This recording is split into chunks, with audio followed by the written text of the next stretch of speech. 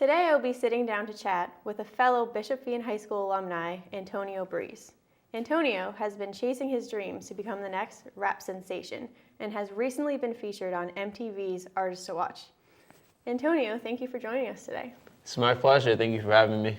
So tell me, what have you been doing? The last time I saw you, you were a sophomore in high school, roaming the halls of Bishop Feehan, and now all of a sudden you're blowing up on the internet. Tell me, what's been going on? What's been going on is a lot of the same things I've been doing in high school.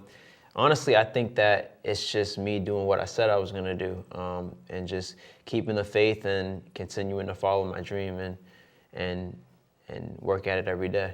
So did you go on to go to college? Yes, ma'am. I'm Where are at you Curry going to college? College. Curry College? Yep. And what are you studying? Graphic design. Graphic design. So what do you plan to do with your degree after graduation? I hope to take what I've learned and apply it in the field and get a job where I could do graphic design every day and use my artwork to contribute to today's society. So how can you combine your graphic design with what you're becoming online, this internet sensation and this rap star? It's pretty easy to combine both of them because I kind of get to cut out like the middleman and I get to do my own graphics as far as like flyers and promotional So did you things. do this right here? No, I did not do that. That was done by the videographer who shot Can't Sleep, Nick Parab. So tell me about Can't Sleep and who are you working for? Who's your production company for the music video? I'm currently signed to Get Tough Entertainment. And where are they based out of? They're based out of Boston. And as far as Can't Sleep, I tell the story all the time. I didn't even think that was a single. When I recorded it, I didn't really think that it would have the potential that it did. And then, my managers told me all right, well, we think that this is the record. We think that it's the smartest decision for you right now. And, I listened and it wound up being very rewarding and very successful.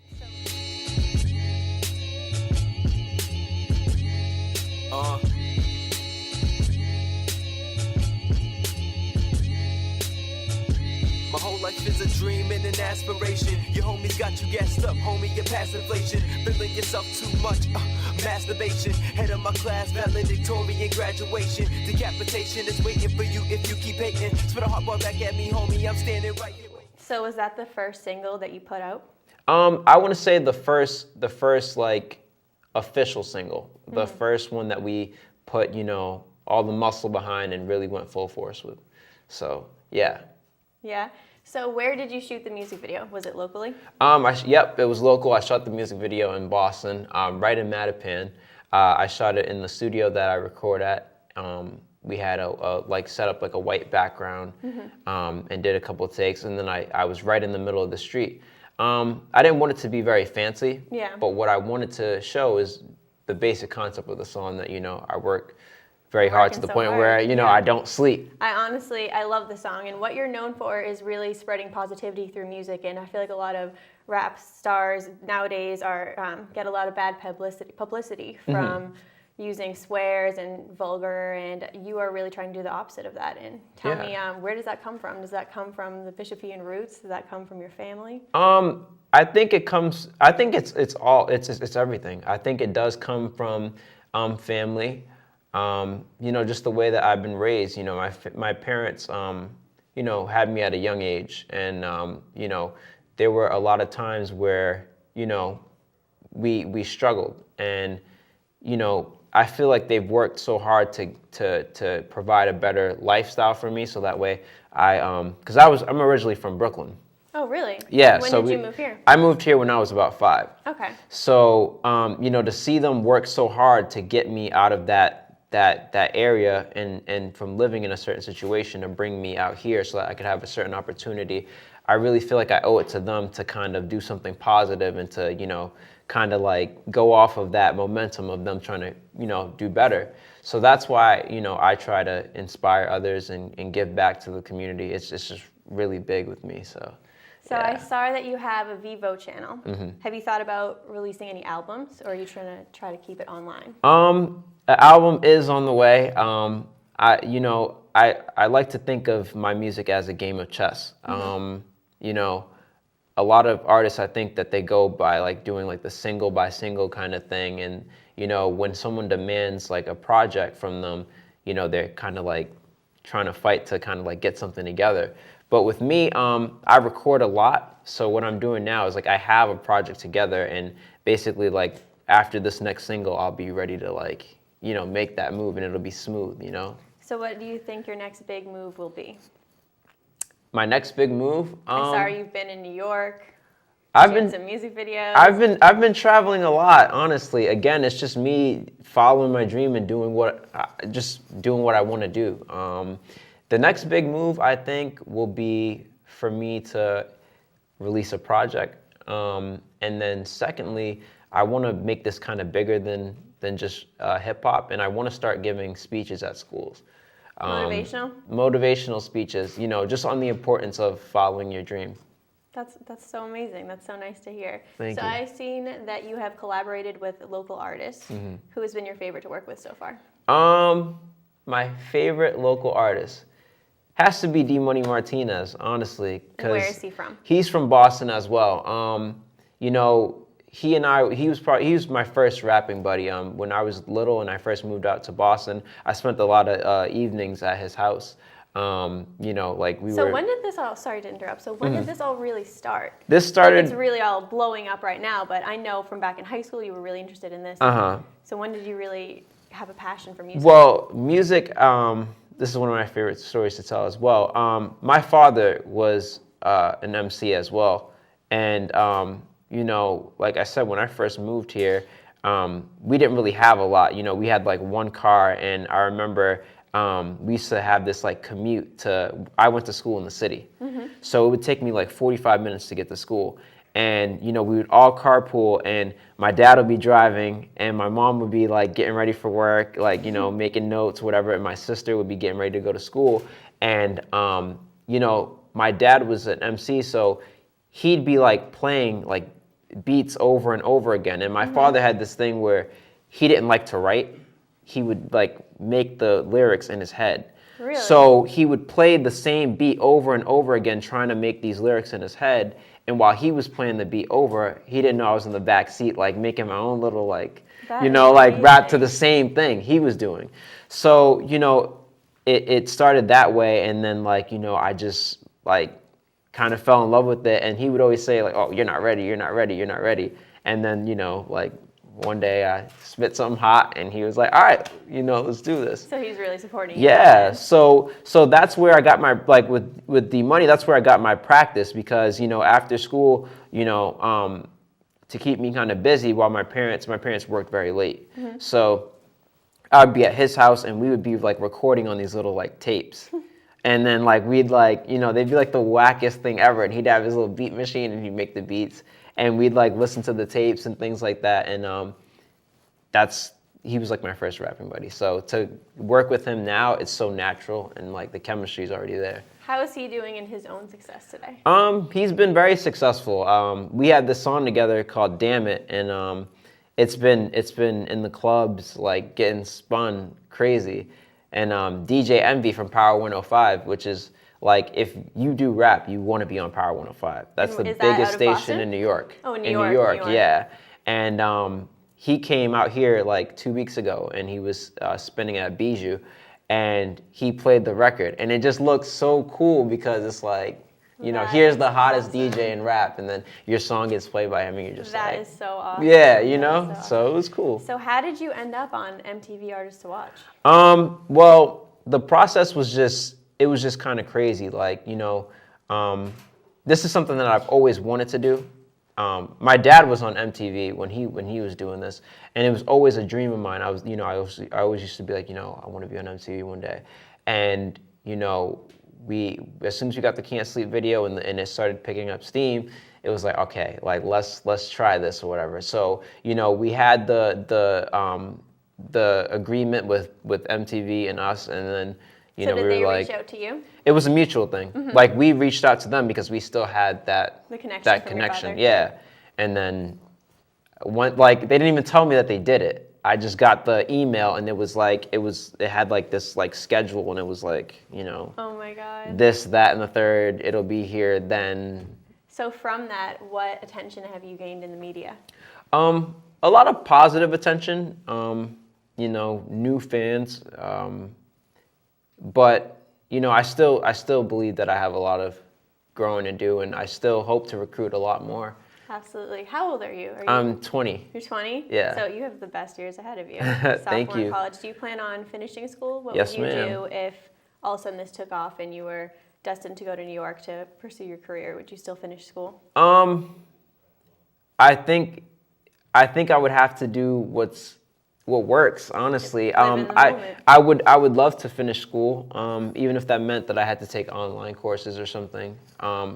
You know, I think that a lot of the times, like, people might get it, like, kind of confused. Like, my education is my priority. Like, without my education, I can't do any of Exactly. this. Like, you know. And so many people just take that for granted. Yeah, they do. Not everyone is blessed to have an education. And me and you, coming from a great high school as Bishop Yeah. Feehan and going on to higher education, we are blessed for that. Absolutely. So I saw that you have an unreleased single that is coming out called Wet. Yeah. Can you tell me a little bit about that? That's pretty interesting because I know that you probably saw the artwork. Yeah, it looks a little sexual. I was It like, looked very whoa. sexual, and you know, the first thing I thought about is like, okay, I know everyone from Feehan's watching me. What are they gonna think? Like, you know, so unholy. But the song so is funny. actually not about sex. It's not in the slightest bit. But Really? what I tried to do is I tried to put a provocative cover and To draw attention. to get people to like click it, and then they realize that it's like it's me talking about like how like my flow is wet, like it's just Okay. not dry, it's not boring, it's you know, so that's Do you what the have song a- is about. Do you have a verse that you could share with us, a little sneak peek from that song without giving away too much? Well, no, but if you want the verse, you can go on iTunes and get that right it's now. on iTunes already? Yes, ma'am. I thought it was unreleased. That's Well, nice to know. you know, it's you could get it right now. But what I'm trying to do is I try to market very strategic. I know that if I hold out by being less obvious about certain things, people will search. So the song's been around, and as you've seen, like a lot of the DJs, Jam 94.5 and stations like that, have been playing it. They love the record. So But how what do I've you been get doing, Jim how do you get Jim and radio stations around here? How do you get them to play your music? Do you just simply send it to them?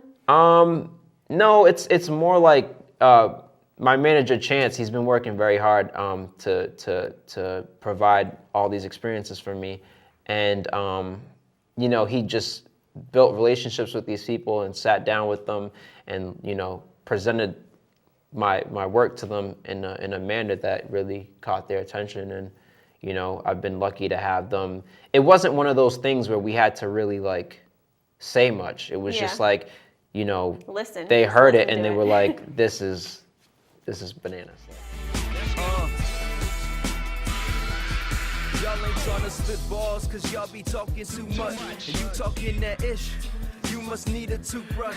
Sure you ain't no mom, cause homie you can't talk to us. In the streets we hear you a rap, pretend that we Jesus and you are Judas. Go hard just like a nudist, to piss you off like a nuisance. They say that I'm what's poppin', and that just makes you puff. That just mean you old. Something like Fubus, we ruthless. You just a doomus with helmets up on the school bus. That is amazing. Yeah. So where did you find Chance?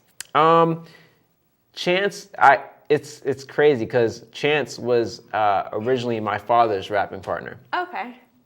And Chance basically grew up with me. When he first moved, after we moved and we got settled, like Chance was living with me Okay. and my family.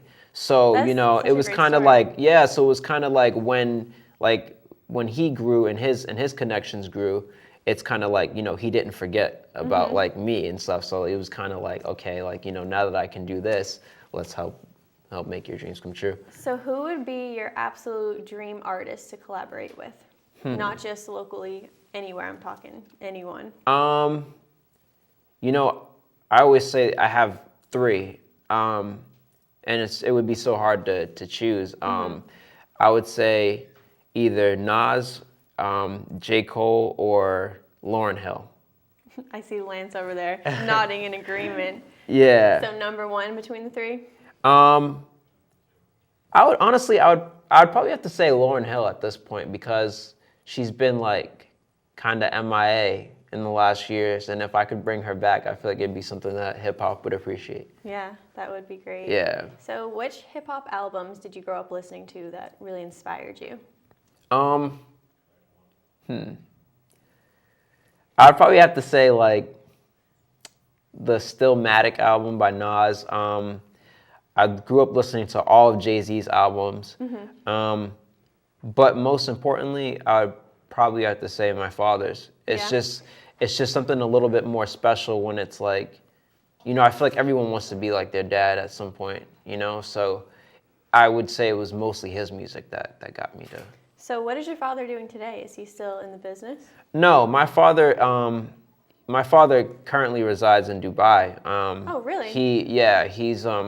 He's in IT, and he's working on some projects overseas, doing like metro projects. He's like designing airports and train systems and things like that. Have you had a chance to visit him? No. I'm actually going for the first time in April. Oh, really? Yeah.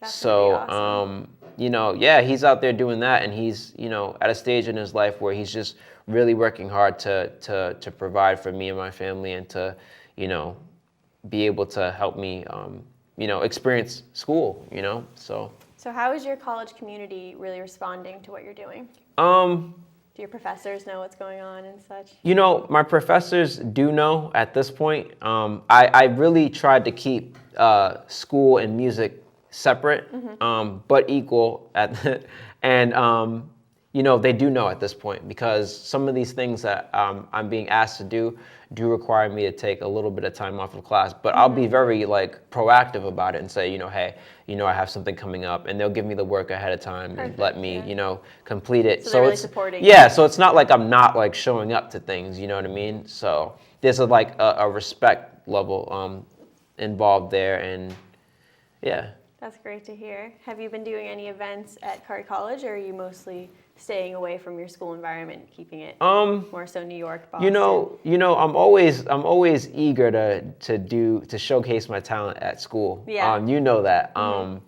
But as far as Curry, you know, I've done an event in the past, and I've gotten asked to do one actually this week. And they were like, you know, hey, we'd like to host a party, and you know, maybe you could host it and perform. And you know, I told them that I was willing to do it.